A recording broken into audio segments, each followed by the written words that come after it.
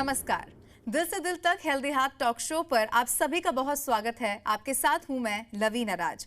इस Covid pandemic के दौरान दिल की समस्याओं से जुड़े कई मामले सामने आए। ऐसे में सवाल ये उठता है कि क्या कोविड से हमारे दिल को भी खतरा हो सकता है क्या? दिल से दिल तक हेल्दी हार्ट टॉक शो हर भारतीय को हृदय रोग के बारे में शिक्षित और जागरूक करने की एक पहल है। आंकड़े ये बताते हैं कि भारत में पश्चिमी देशों के मुकाबले लोग 10 साल पहले ही हृदय रोग से पीड़ित हो जाते हैं। साथ ही भारत में हर 33 सेकंड में एक आदमी की हार्ट अटैक की वजह से मृत्यु भी हो जाती है। इसीलिए भारतीयों को हृदय रोग से बचाने और जागरूक करने के लिए देश के सम्मानित इंडियन मेडिकल फ्रेटर्निटी के साथ मिलकर दिल से दिल तक हेल्दी हार्ट टॉक शो अभियान की शुरुआत 2018 में कर दी गई थी।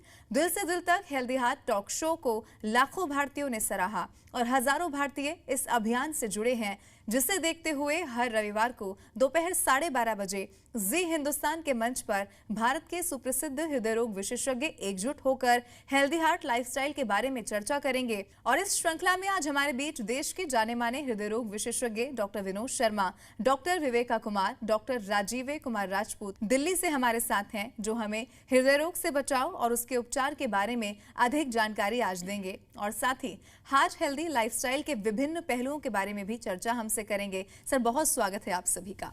डॉक्टर विनोद शर्मा, सबसे पहला सवाल मेरा आपसे रहेगा। अगर आंकड़ों की माने तो भारत में हृदय रोगियों की संख्या लगातार बढ़ती जा रही है। एक मरीज ये कैसे जान सकता है कि उसका हृदय स्वस्थ है या नहीं? क्या किसी स्वस्थ आदमी को भी दिल का दौरा पड़ सकता है? हमें यह मालूम होना चाहिए कि किसी भी व्यक्ति को जो स्वस्थ दिख रहा हो या स्वस्थ कहलाता हो, उसे भी हृदय रोग का खतरा है।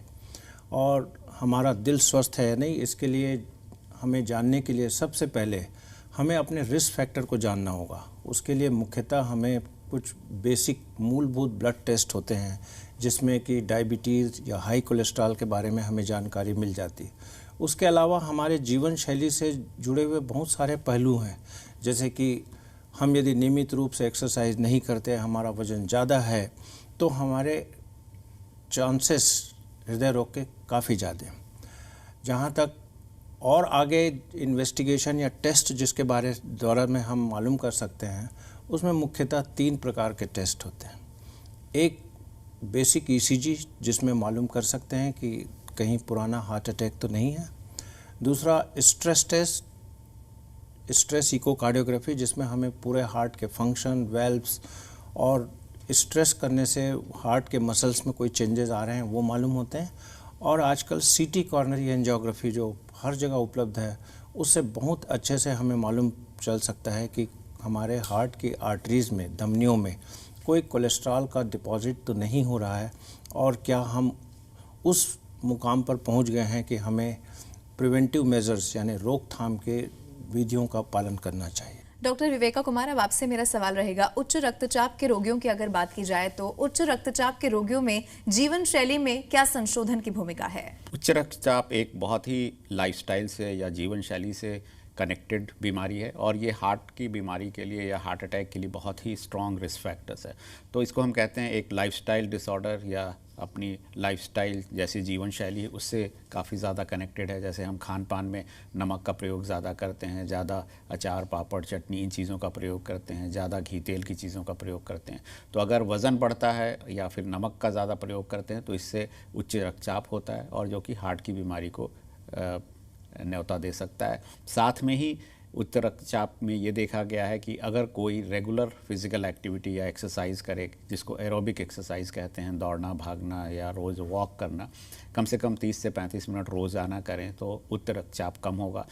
और साथ ही साथ मेडिटेशन, या जैसे कहते हैं कि अच्छी नींद आए और कोई ध्यान करे या फिर मेडिटेशन करे, तो उससे भी उच्च रक्तचाप को कम किया जा सकता है। और कई स्टडीज़ ने ये शो किया है कि अगर हम योग विधि को अगर लाइफस्टाइल में लाते हैं, तो करीब 6 से 10 मिलीमीटर ब्लड प्रेशर कम हो सकता है। तो लाइफस्टाइल का इसमें बहुत ही बड़ा रोल है। और ये कहा गया है कि अगर किसी को माइल्ड या बिगिनिंग है हाई ब्लड प्रेशर का, उच्च रक्तचाप का, या मॉडरेट स्टेज में भी, तो जीवन शैली को सुरक्षित करने से, जीवन शैली को इम्प्रूव करने से करीब 70 से 80% लोगों को दवाइयों की ज़रूरत नहीं पड़ेगी, अगर जीवन शैली अच्छा किया गया। तो रेगुलर एक्सरसाइज, सेडेंट्री लाइफस्टाइल को छोड़ना, स्मोकिंग बंद करना, सॉल्ट कम खाना और स्ट्रेस कम लेना, साथ में अच्छा एडिक्वेट 6 से 8 घंटे की नींद लेने से ही इस जीवन शैली पे अगर चलेंगे तो उच्च रक्तचाप की संभावना कम होगी। यानी कि ये वो संशोधन है जो लाइफस्टाइल में किए जा सकते हैं। डॉक्टर राजीव कुमार राजपूत, आपसे मेरा सवाल रहेगा, कोविड-19 की स्थिति की अगर बात की जाए तो कोविड-19 की स्थिति हृदय को कैसे प्रभावित करती है और हृदय रोगियों को कौन सी सावधानियां ऐसी हैं जो बरतने की जरूरत है? अभी हम लोग इस अभूतपूर्व आपदा से बाहर निकल कर आ रहे हैं और जहाँ तक कोविड-19 और हार्ट डिजीज़ के बारे में मैं कह सकता हूँ, ये दो तरह से हम लोग उसको एनालाइज कर सकते हैं। Direct effect of Covid infection, Covid infection heart में डायरेक्ट इन्फेक्ट भी कर सकता है और हम लोगों ने देखा है मायोकार्डाइटिस यानी मसल पे हार्ट की मांसपेशियों में सूजन आना, हृदय गति का तेज होना, हृदय गति का बढ़ना, जिसको हम लोग ब्रेडिकार्डिया और टेकिकार्डिया कहते हैं, ये भी हमने कोविड-19 के पेंडेमिक में जो मरीज कोविड से भर्ती हुए हमने काफ़ी मात्रा में देखा है कि लोगों को muscle weakness, high heart rate and low heart rate, इस तरह की तकलीफ़ें हुई हैं।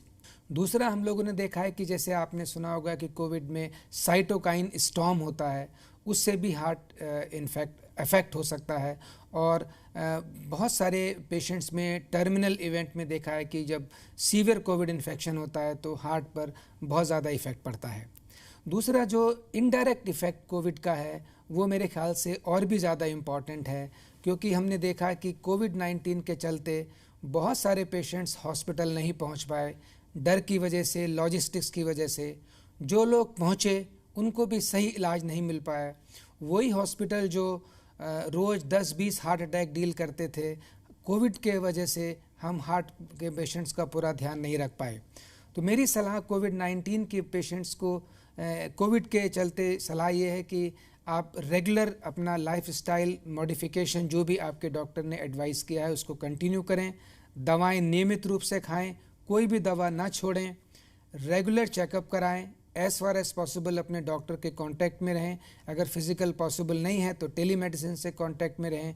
और अब जैसे कोविड ख़त्म हो रहा है तो अगर आपको कोई नए सिम्टम्स हैं और कोई अलार्मिंग सिम्टम्स हैं तो उसको इग्नोर ना करें और अपने डॉक्टर से तुरंत मिलें। अगला सवाल डॉक्टर विनोद शर्मा आपसे मेरा रहेगा, हार्ट ब्लॉकेज की अगर बात की जाए तो हार्ट ब्लॉकेज के संकेत क्या हैं? और आज के परिदृश्य में बहुत से युवा हृदय रोग के साथ आ रहे हैं, युवा रोगियों में हृदय रोग के क्या कुछ कारण हैं और हृदय रोग में जेनेटिक्स की क्या भूमिका है? हार्ट के आर्टरी के ब्लॉकेज के संकेत का प्रश्न है कि बहुत सारे लक्षण होते हैं, सिम्टम होते हैं।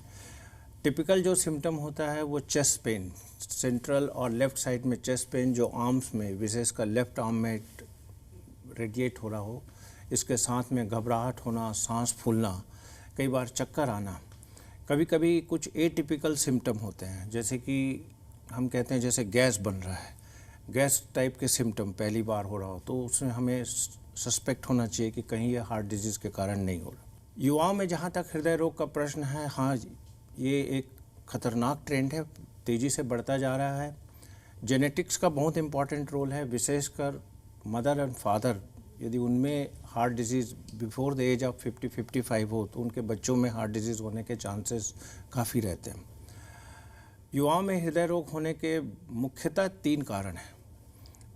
Smoking is the number 1 cause, smoking के बाद स्ट्रेस, एंड तीसरा है जो लाइफ स्टाइल रिलेटेड डिजीज़ जिसके प्रेवलेंस यंगर पॉपुलेशन में बढ़ता जा रहा है, जैसे diabetes, overweight and lack of physical activity. तो यदि हम इन सभी रिस्क फैक्टर को देखें तो स्मोकिंग शायद नंबर 1 रिस्क फैक्टर है, फॉलोड बाय उसके बाद स्ट्रेस। जहाँ तक है कि लक्षण का प्रश्न है, जैसे कि मैंने बताया कि कुछ लक्षण एटिपिकल होते हैं, लेकिन कई बार कुछ लक्षण होते हैं जिसको हम समझ नहीं पाते कि हार्ट डिजीज़ के कारण है।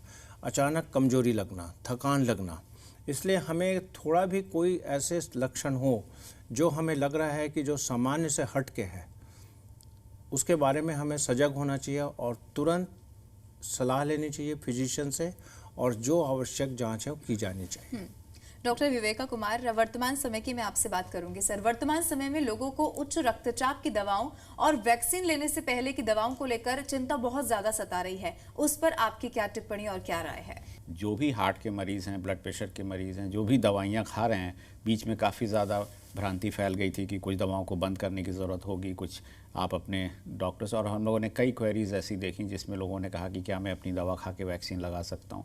तो अब आंसर ये है कि दवाओं से कोई फ़र्क नहीं है। आप अपनी सारी दवाइयाँ जो हार्ट की दवा हैं वो सब खा सकते हैं, ब्लड प्रेशर की दवा खाते रहेंगे और उसमें कोई तब्दील की ज़रूरत नहीं है, और वैक्सीन आप साथ में लगा सकते हैं।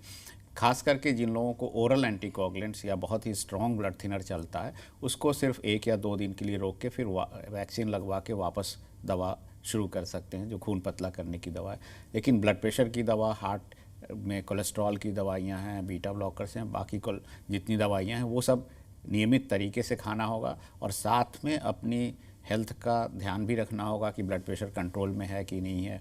वैक्सीन लगने के बाद कुछ लोगों को थोड़े सिम्टम्स बुखार वगैरह के होते हैं, तो उन चीज़ों का ध्यान रखें कि अगर ब्लड प्रेशर ऊपर नीचे हो सकता है और उसके अकॉर्डिंगली दवाइयों को टाइट्रेट करेंगे। लेकिन बॉटम लाइन यही है कि इन दवाओं को बिल्कुल ना छोड़ें। और कोविड उन लोगों में और भी ज़्यादा खतरनाक होता है जिन लोगों में हार्ट की बीमारी और ब्लड प्रेशर की बीमारी है। तो अगर इनका ब्लड प्रेशर और हार्ट का कंडीशन कंट्रोल में रहेगा तो कोविड के कॉम्प्लिकेशंस बिल्कुल कम होंगे। तो मेरी सलाह यही है कि वैक्सीन ज़रूर लगाएं। अगर आप वैक्सीन लगाएंगे तो हार्ट की बीमारी से जो जीवन पे खतरा है, वैक्सीन लगाने से वो बहुत ही कम हो जाएगा और आप सुरक्षित रहेंगे। डॉक्टर राजीव कुमार राजपूत, आपसे अब मेरा सवाल रहेगा, क्या आप मॉडिफाइबल रिस्क फैक्टर्स और दिल के दौरे के बारे में विस्तार से दर्शकों को बता सकते हैं? हार्ट अटैक के फैक्टर्स को, रिस्क फैक्टर्स को हम 2 कैटेगरीज में डिवाइड कर सकते हैं।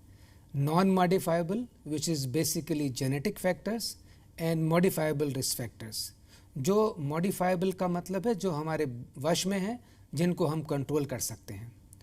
ये साइंटिफिकली प्रूवन फैक्टर्स 5 या 6 हैं, जिसमें इम्पोर्टेंस के आधार पर डायबिटीज़ सबसे इम्पॉर्टेंट फैक्टर है।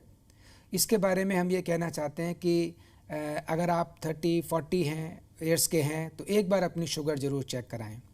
डायबिटीज़ डायग्नोज होने पर यह देखा गया है कि शुरुआत में पेशेंट्स बहुत सीरियसली उसका इलाज करते हैं, लेकिन बाद में उसको इग्नोर करते हैं। तो डायबिटीज़ अगर डायग्नोज हुआ है तो उसका लगातार कंट्रोल करें और रेगुलर कंट्रोल करें।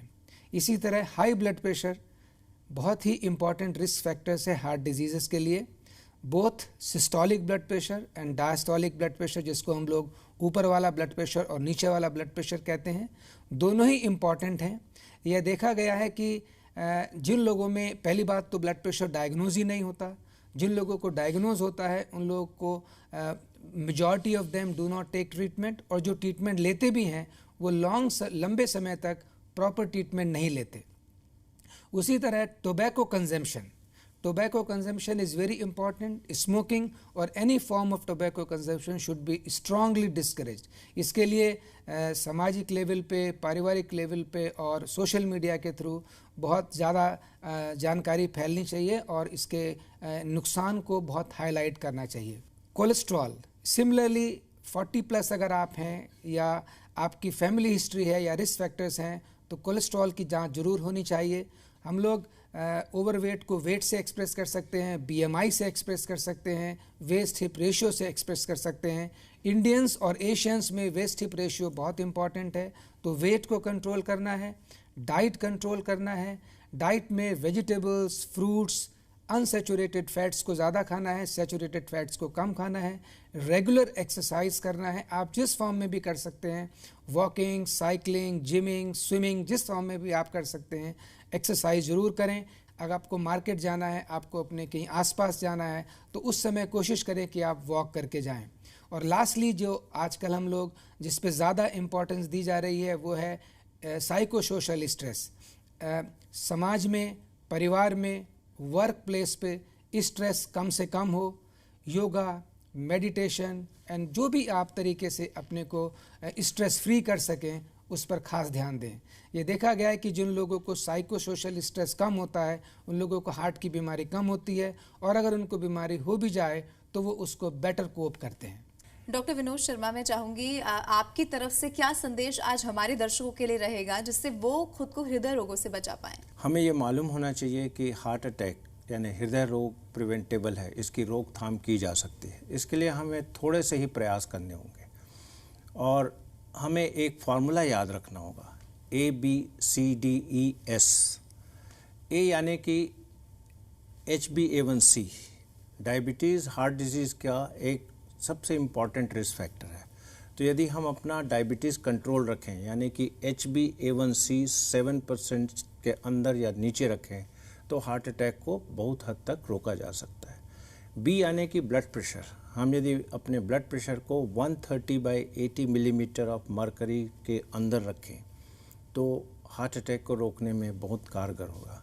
C यानी कि कोलेस्ट्रॉल, कोलेस्ट्रॉल शरीर में दो टाइप के होते हैं, एक वे रक्षा कवच देते हैं और दूसरे वे खतरनाक होते हैं। खतरनाक यानी कि LDL कोलेस्ट्रॉल, यदि LDL कोलेस्ट्रॉल की वैल्यू हम 70 मिलीग्राम पर डेसीलीटर के अंदर रखते हैं तो हार्ट अटैक होने का खतरा 45 से 50% तक कम किया जा सकता है। D यानी कि डाइट, डाइट बहुत इम्पॉर्टेंट कंपोनेंट है हार्ट अटैक को रोकने का।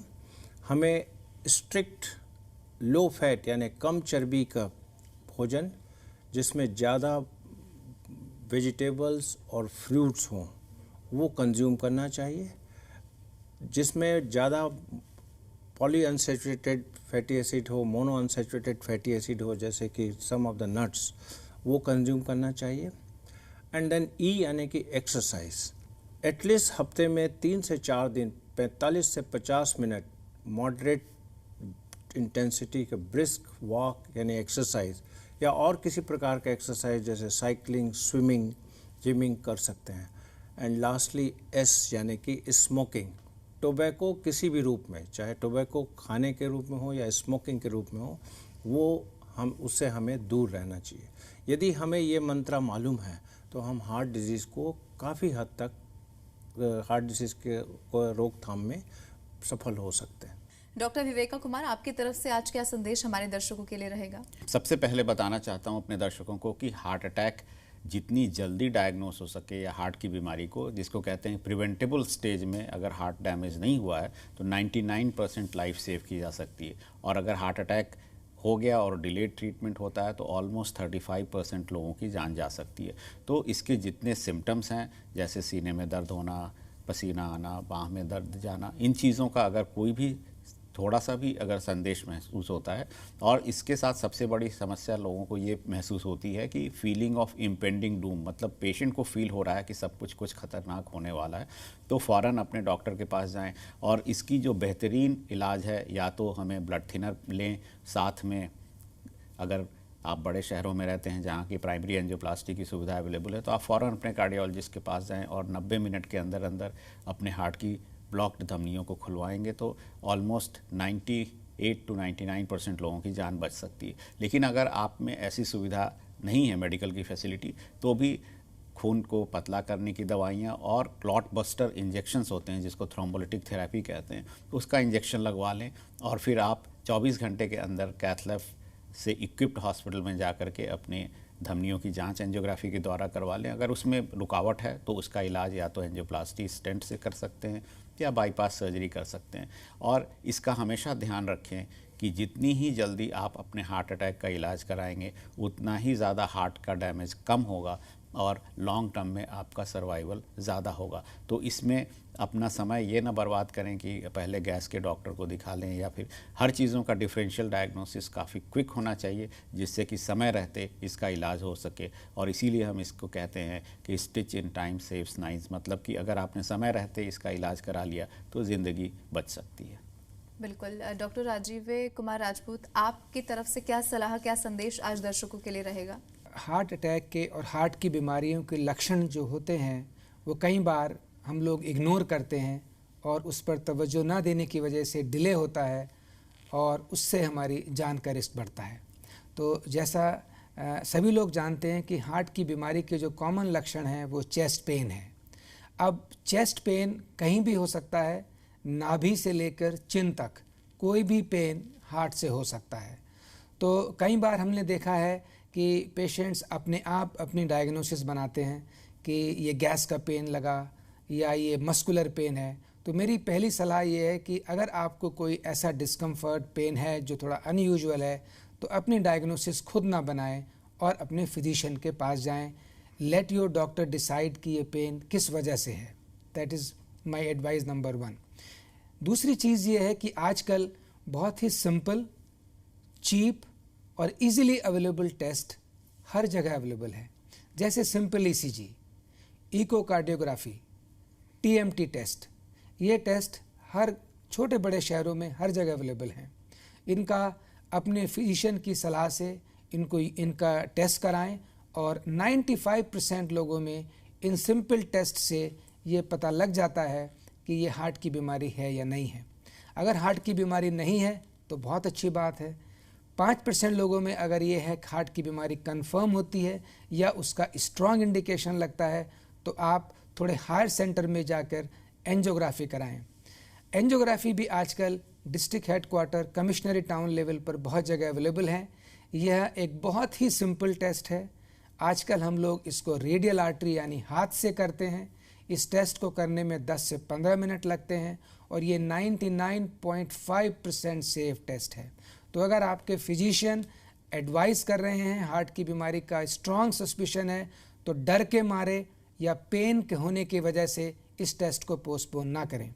एंजियोग्राफी के टेस्ट के बाद ये क्लियर हो जाता है कि भाई हमें बीमारी है या नहीं है, और अगर बीमारी है तो स्टेंट से क्यूरेबल है, स्टेंट से ट्रीटेबल है या उसके लिए बाईपास सर्जरी की आवश्यकता है। तो हृदय को स्वस्थ कैसे रखा जाए, इस पर आज हमारे दर्शकों के साथ महत्वपूर्ण जानकारी साझा करने के लिए आप सभी का बहुत शुक्रिया। हमें यकीन है कि हमारे दर्शकों को महत्वपूर्ण जानकारी मिली है और आप सभी ने जो जानकारी दी है उसे हमारे दर्शक ध्यान में रखेंगे। अधिक जानकारी के लिए लॉग इन करना ना भूलें। फेसबुक पेज दिल से दिल तक हेल्दी हार्ट पर आप सभी दिल से दिल तक हेल्दी हार्ट अभियान से यूट्यूब, इंस्टाग्राम और ट्विटर के माध्यम से भी जुड़ सकते हैं। लॉग इन करना ना भूलें।